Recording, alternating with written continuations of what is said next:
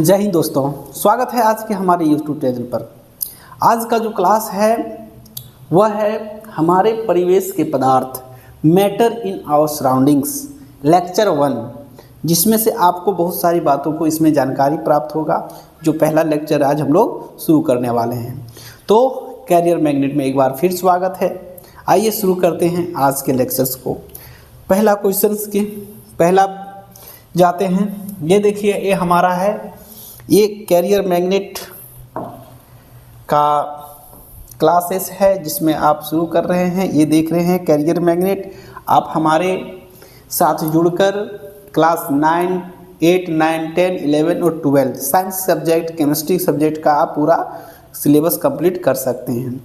तो स्वागत है। आज हमारे चैनल पर आप आकर जल्दी से जुड़कर आप जुड़ सकते हैं, है ना। और लाइक शेयर सब्सक्राइब जरूर कीजिएगा। देखिए पहले क्या है, आज हमारा जो ये कैरियर मैग्नेट का जो कॉन्टैक्ट नंबर है वह 99313143 और 33। इस नंबर पर कॉल करके आप हमारे चैनल को ज्वाइन कर सकते हैं और कैरियर मैग्नेट आप यूट्यूब में सर्च करके आप हमारे चैनल को लाइक और शेयर सब्सक्राइब जरूर कर सकते हैं, है ना। तो आइए शुरू करते हैं आज के क्लास को। आज जो चैप्टर हमारा है, ध्यान दीजिएगा, ये चैप्टर 1 है। क्या है? हमारे आसपास के पदार्थ। क्या? हमारे आसपास के पदार्थ। आज से नहीं, जब से दार्शनिक हुए तब से वह सोचने लगे। बहुत सारे आसपास पदार्थ उन्होंने देखे। बहुत सारे पदार्थों को देखकर उन्होंने ये निष्कर्ष निकाला कि हमारा जो सभी पदार्थ है वो 5 तत्वों से मिलकर बना हुआ है। और ख़ास करके हमारा जो शरीर है वो भी 5 तत्वों से मिलकर बना हुआ है। तो विभिन्न प्रकार के दार्शनिकों ने ये बताया कि हमारा शरीर भी एक पदार्थ है। क्या है? हमारा शरीर भी एक पदार्थ है, क्योंकि हमारा शरीर भी कितने 5 तत्वों से मिलकर बने हुए हैं। कितने तत्वों से? तो बोला वायु, जल, अग्नि, क्षति, गर्मी, पावक, ये सब 4 प्रकार के तत्वों से, हमारे 5 प्रकार के तत्वों से मिलकर बने हुए हैं। तो विभिन्न प्रकार के दार्शनिकों का ये सब कहना था। तो देखिए यहाँ थोड़ा सा ओवरलैप हो गया है। प्राचीन काल से ही मानव क्या करने लगे, अपने आसपास के पदार्थों को समझने लगे। और भारत में के प्राचीन दार्शनिक ने पदार्थ को 5 वर्गों में, तत्वों में वर्गीकृत किया गया है। कौन कौन सा है? वो है, देखिए, वायु है, पृथ्वी, अग्नि, जल और आकाश। उनके अनुसार चाहे जो भी पदार्थ हैं वो सभी क्या है? 5 तत्वों से मिलकर बने हुए हैं। उसी समय यूनानी दार्शनिक भी इसी प्रकार के वर्गीकरण को आगे बढ़ाया है और उन्होंने भी बहुत सारी बातों को बताया है। अब आइए पदार्थ का भौतिक स्वरूप। जो पदार्थ 5 तत्वों से मिलकर बना है, बताया गया है कितना? 5 तत्वों से मिलकर पदार्थ जो है वो कितने तत्वों से मिलकर बने हुए हैं? 5 तत्वों से मिलकर बने हुए हैं। तो वो बता दिए बहुत सारे दार्शनिकों ने। अब कहा कि पदार्थ जो है वो 5 तत्वों से मिलकर बना हुआ है, यह तो बात क्लियर है, लेकिन उसका स्वरूप कैसा हो सकता है? भौतिक स्वरूप क्या है? तो देखिए, भौतिक स्वरूप, पदार्थ के भौतिक स्वरूप क्या हो सकते हैं? पदार्थ के भौतिक स्वरूप क्या है? पहला कहा है कि पदार्थ कणों से मिलकर बने होते हैं।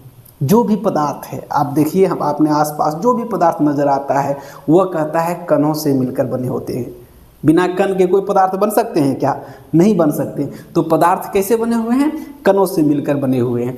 तो जैसे छोटे छोटे कण, एक कोई भी ईंट, अगर कोई भी ईंट है उसमें बहुत सारे छोटे छोटे कण मिलकर बने हुए होते हैं और जुड़ जुड़ कर क्या करते हैं? एक बड़ा सा पदार्थ है। ये लकड़ी का, जिसको लकड़ी हम लोग कहते हैं, लकड़ी क्या है? लकड़ी में जब हम लोग काटते हैं तो छोटे छोटे कण निकलते हैं कि नहीं? और जब छोटे छोटे कण निकलते हैं तो उसी से पता चलता है कि ये लकड़ी जो है वो भी छोटे छोटे कणों से ही मिलकर बने हुए हैं। तो पदार्थ जो होते हैं वह छोटे कणों से मिलकर बने होते हैं। किससे बने होते हैं? कणों से मिलकर बने होते हैं। उसके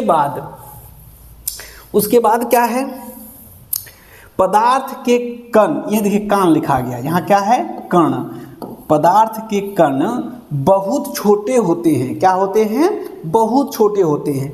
इतने छोटे होते हैं कि आप कल्पना भी नहीं कर सकते कि कितना छोटे होते हैं। जितना छोटे आप कल्पना कीजिए, जितना छोटे आप कल्पना कर सकते हैं उससे भी छोटे होते हैं। क्या? सूक्ष्म कण। पदार्थ के कण बहुत छोटे होते हैं। जब किसी भी वस्तु को हम लोग फोड़ते हैं, जोड़ते हैं या तो फिर कुछ भी करते हैं तो पदार्थ के कण क्या होते हैं? बहुत छोटे होते हैं। फिर कहता है पदार्थ के कणों, यहाँ देखिए ये गलत कर दिया, यहाँ कणों होगा, क्या होगा? कणों। पदार्थ के कणों,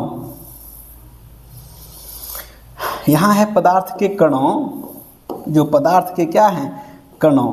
पदार्थ के कणों के बीच रिक्त स्थान होते हैं। आप देखे हैं पदार्थ के कणों के बीच क्या होते हैं?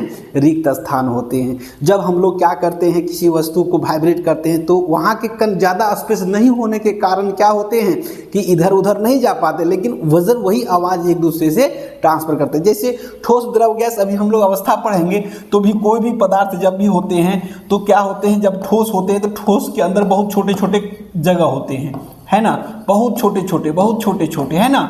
तो ये बीच में जो भी बीच में है उसके बीच में क्या होते हैं? रिक्त स्थान होते हैं। क्या होते हैं? रिक्त स्थान। ये अभिलक्षणिक गुण है। ये अभिलक्षणिक क्या है? पदार्थ के अभिलक्षणिक गुण के अंतर्गत आता है। क्या आता है? पदार्थ के अभिलक्षणिक गुण के अंतर्गत आता है। उसके बाद चौथा पॉइंट कहता है कि पदार्थ के कण निरंतर, यहाँ कण है, क्या है? कण। पदार्थ के कण निरंतर गतिशील होते हैं। क्या होते हैं? गतिशील होते हैं। अगर कण गतिशील नहीं होते तो क्या होते कि जैसे हम लोग आवाज़ उसमें देते हैं, ठप ठप मारते हैं, आवाज़ देते हैं, ठोकते हैं, तब क्या होता है? वह एक उसकी आवाज़ एक जगह से दूसरी जगह जाते हैं। निरंतर क्या होते हैं? गतिशील रहते हैं। और कहता है पांचवा पॉइंट में, पदार्थ के कण एक दूसरे को आकर्षित करते हैं। बिना आकर्षित किए ये हमारा जो पेन है, इसके जो पदार्थ हैं एक दूसरे को आकर्षित करके रखे, नहीं तो ये पेन क्या हो जाता? पूरा डस्ट कीचड़ उड़ जाता, पिघल जाता, गिर जाता। एक कण को दूसरे कण से अट्रैक्ट करके रखा है जिसके कारण से ये सॉलिड बना हुआ है ना? आइए आगे देखते हैं। उसके बाद कहते हैं पदार्थ की अवस्थाएं। क्या बात करेंगे हम लोग? पदार्थ की अवस्थाएं। पदार्थ की कितनी अवस्थाएं हैं? पदार्थ के मुख्यतः 3 अवस्थाएं हैं। कहता है पदार्थ के मुख्यतः 3 अवस्थाएं होती है। ये हम लोग जानते हैं कि पदार्थ के कितने अवस्थाएं होते हैं? 3 अवस्थाएं होते हैं। पदार्थ के जो होते हैं, पदार्थ के 3 अवस्थाएं हैं। कितने अवस्थाएं हैं? 3 अवस्थाएं। क्या होते हैं? ठोस। क्या होते हैं? ठोस। पहला क्या है? ठोस। लेकिन हम लोग वैज्ञानिकों ने पदार्थ के 5 अवस्था के बारे में वर्णन किया गया है। कितने अवस्थाओं के बारे में? 5। पहला कितना हो गया? ठोस। दूसरा क्या हो गया? द्रव। तीसरा क्या हो गया? गैस। क्या हो गया? गैस। गैस। और देखिए ये हमारा चौथा जो है वह है क्या? प्लाज्मा। क्या है? प्लाज्मा। और 5वां जो एक ठो और अभी आपको देखेंगे वो आप देखेंगे क्या? देखिए यहाँ बोस आइंस्टीन कंडेंसेशन। क्या? Bose Einstein condensation. Bose Einstein condensation. Bose Einstein condensation. ये 5 प्रकार के पदार्थ होते हैं, लेकिन मुख्यतः कितने होते हैं? 3 होते हैं। अब तीनों के बारे में, ये 5ओं के बारे में हम लोग क्या करेंगे? बारी बारी से अध्ययन करेंगे। 5ओं के बारे में हम लोग एक एक करके अध्ययन करेंगे। अब आइए बात करें तो 5 अवस्था कौन कौन है? ठोस, द्रव, गैस, प्लाज्मा, और 5वां जो आपका है वह बोस आइंस्टीन कंडेंसेशन, BEC। क्या? BEC है। चलिए नेक्स्ट पेज पर देखते हैं। ये 5वां हमारा है। तो 5वां क्या है? बोस आइंस्टीन कंडेंसेट, है ना? ये हमारा 5वां ठोस का है, पदार्थ की अवस्थाएं हैं। अब आइए ठोस के बारे में। ठोस जो होते हैं वह ठोस किसको कहते हैं? जिसका निश्चित आयतन और निश्चित क्या वॉल्यूम होता है, द्रव्यमान निश्चित होता है, उसी को क्या कहते हैं? ठोस कहते हैं। क्या कहते हैं? ठोस कहते हैं। तो ठोस का पदार्थ का वही है। ठोस का जो ठोस होने का एक मुख्य रीजन ये है कि ठोस जो होते हैं, ठोस के कणों के बीच रिक्त स्थान जो होते हैं वह बहुत ही कम होता है। क्या होता है? बहुत ही कम होता है। ठोस पदार्थ जब गिरते हैं तो आवाज उत्पन्न करते हैं। ठोस पदार्थ जब क्या होता है, संपीड़ितता कम होती है। ठोस पदार्थ की संपीड़ितता क्या होती है, कम होती है। देखिए ये इसके बीच की जो दूरी है वह क्या हो जाता है, कम होता है। ये जो कंडेंसेट है ये हमारा जो है यहाँ के बीच की दूरी जो है वो बहुत कम होता है। क्या होता है, बहुत कम होता है ना। चलिए ये हो गया। यानी ये जो आकर्षण बल होता है इसका आकर्षण हाँ, ये आकर्षण बल के कारण इसमें क्या होता है, दो आकर्षण बल, मजबूत आकर्षण बल, ये लिखना है मजबूत आकर्षण बल होते हैं। पहला पॉइंट में हम लोग लिख सकते हैं इसको, पहला पॉइंट में हम लोग लिख सकते हैं कि मजबूत आकर्षण बल, मजबूत आकर्षण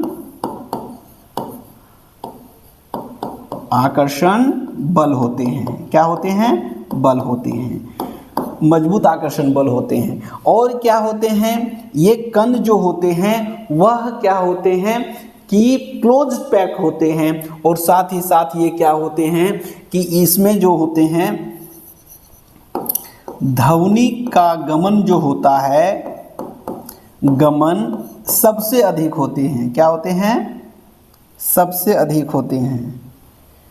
ध्वनि का गमन जो होते हैं वो सबसे अधिक होते हैं, सबसे अधिक होता है ना। क्या होता है, सबसे अधिक होता है। ठीक है, ये ठोस का गुण है। ठोस वो क्या होते हैं, और भी उसके बहुत सारे गुण हो सकते हैं, है ना। तो ठोस जो होते हैं क्लोज पैकिंग होते हैं, ठोस मजबूत आकर्षण बल से जुड़े हुए होते हैं, ध्वनि का गमन सबसे अधिक होता है किसमें, ठोस पदार्थ में होते हैं, है ना। अब आइए थोड़ा सा और जाने हम लोग द्रव। द्रव किसको कहते हैं, द्रव किसको कहते हैं, एक होता है द्रव्य, ध्यान दीजिएगा, एक होता है द्रव्य और एक है द्रव। द्रव्य उसको कहते हैं जिसको हम लोग क्या कहते हैं, एक दूसरे में कन्वर्ट कर सकते हैं। जैसे चीनी को हम लोग पानी में घोल देंगे तो वो बेचारा घुल जाता है। क्या हो जाता है, घुल जाता है। और घुलने के बाद पुनः उसको हम लोग एक ही शर्त पर उसको प्राप्त कर सकते हैं, जैसे वाष्पीकरण करके, है ना। तो वो द्रव्य हो गया। क्या हो गया, द्रव्य। यहाँ बात हम लोग जो कर रहे हैं वो कर रहे हैं किसका, द्रव का। किसका कर रहे हैं, द्रव का। तो द्रव में क्या होते हैं कि द्रव वह पदार्थ होते हैं जिसका आयतन निश्चित होता है लेकिन आकार क्या होता है, अनिश्चित होता है। क्या होता है, आकार अनिश्चित होता है ना। तो इसका शेप अनिश्चित होता है जैसे। और ये जिसका मुख्य जो गुण है वह क्या है, इसका जो मुख्य गुण है वह होता है, इसके कण जो होते हैं वह होते हैं थोड़ा दूर दूर होते हैं। ये थोड़ा सा कम आकर्षण बल, ठोस की अपेक्षा इसके अंदर आकर्षण बल की जो होती है वह दूरियां होती है ना। ये दूर दूर होते हैं। क्या होते हैं, दूर दूर होते हैं, जिसके कारण इसको हम लोग जैसे पानी में कूद देते हैं तो पानी के अंदर चले जाते हैं। लेकिन अगर हम पत्थर पर कूदेंगे, तब अगर पत्थर में कूदे धड़ाम, अब कूदे तो क्या होगा, हाथ पैर टूट जाएगा। लेकिन पानी में हम लोग कूदते हैं तो उसके अंदर चले जाते हैं, क्योंकि उसके बीच खाली स्थान ज़्यादा होता है ना। तो खाली स्थान अधिक होने के कारण ये थोड़ा सा ठोस की अपेक्षा कम आकर्षण बल से जुड़े हुए होते हैं, है ना।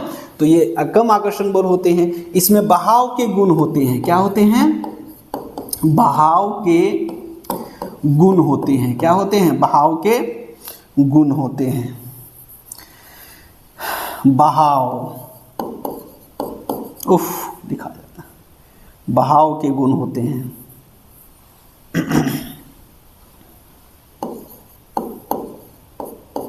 बहाव के गुण होते हैं, है ना। और क्या होते हैं इसमें, पहला इसका, और इसमें क्या हो सकता है, ये क्या होते हैं कि हमेशा दूसरे वस्तु को अपने में समाहित कर लेते हैं, है ना। जो द्रव होते हैं वह घुलने का काम भी करते हैं। ये दूसरे वस्तुओं को ये अपने में समाहित कर लेते हैं।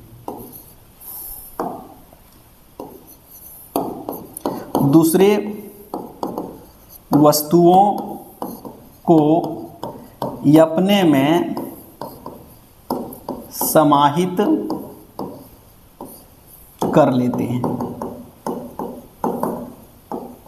क्या कर लेते हैं? अपने में समाहित कर लेते हैं। ये तो द्रव का बात हो गया कि ये इसका आकर्षण बल थोड़ा सा कमजोर होते हैं, जिसके कारण इसको आसानी से तोड़ा जा सकता है। अब आइए हम लोग थोड़ा अगला जाएंगे। अब आइए गैस की बात करेंगे। किसकी बात करेंगे? गैस की बात करेंगे, है ना। गैस की बात करेंगे।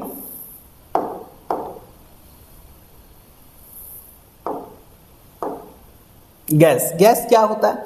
गैस जो प्रसरण के माध्यम से फैल जाता है। जैसे कोई व्यक्ति परफ्यूम लगाया हुआ है, परफ्यूम लगाकर गेट पर ही खड़ा है, लेकिन क्लासरूम का बच्चे पूरे बोल रहे हैं कि कौन परफ्यूम मारा, क्योंकि वो क्लास गेट पर ही है और उससे ही आने से पहले ही पता चल गया कि कोई परफ्यूम मारा। क्यों? वो गैस में मिल जाते हैं। गैस का न तो निश्चित आकार होता है, न तो निश्चित द्रव्यमान होता है, न तो निश्चित, है ना, इसमें सब अनिश्चित होते हैं, है ना। और इसकी जो मेन है, इसके आकर्षण बल, इसके कण जो होते हैं वह बहुत दूर दूर होते हैं। क्या होते हैं? दूर दूर होते हैं। इसके कण जो होते हैं वह बहुत दूर दूर होते हैं, इसलिए इसमें प्रसरण का गुण होता है। इसके कण जो होते हैं वह बहुत दूर दूर होते हैं। क्या होते हैं? दूर दूर होते हैं, है ना।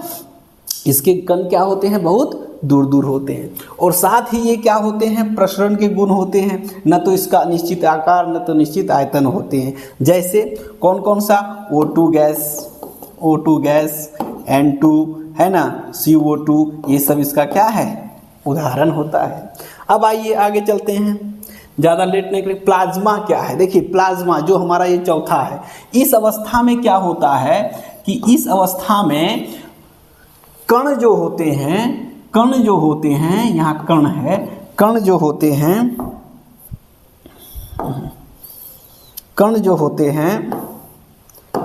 इस अवस्था में कण जो होते हैं वह कण, है ना, ये नहीं है, ये कण, इसको कह सकते हैं कण, है ना। कण अत्यधिक ऊर्जा वाले और अधिक उत्तेजित होते हैं। इसके कण जो होते हैं प्लाज्मा का, वह ज़्यादा से ज़्यादा उत्तेजित होते हैं और आयनीकृत गैस के रूप में होती है। और ये तो किस रूप में होते हैं? आयनीकृत गैस के रूप में होते हैं। कौन? प्लाज्मा। प्लाज्मा हमारा चौथा जो अवस्थाएं हैं वह है प्लाज्मा। साथ ही में कहता है कि फ्लोरोसेंट ट्यूब और नियो बल्ब जो होते हैं, प्लाज्मा होता है, उसमें क्या भरा हुआ होता है?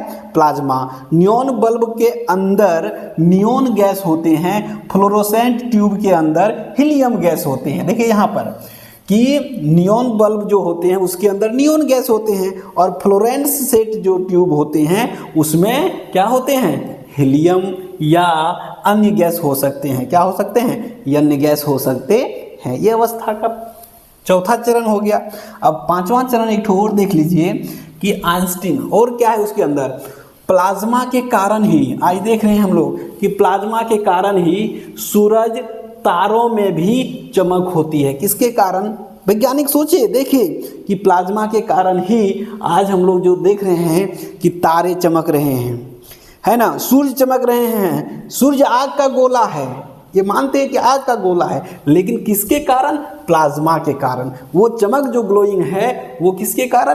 प्लाज्मा के कारण होते हैं। और उच्च तापमान उसी के कारण ही तारों में प्लाज्मा बनता है, और प्लाज्मा के कारण ही उच्च ताप उसमें निर्माण होते हैं।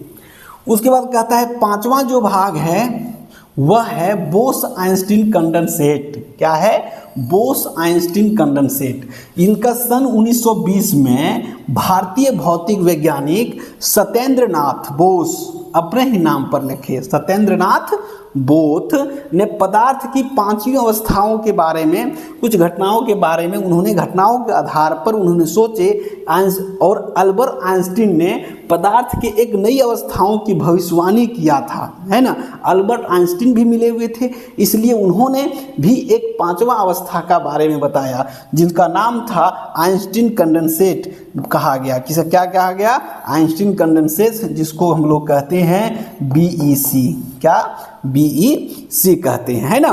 तो कैसा लगा आज का जो वीडियो हमारा, है ना।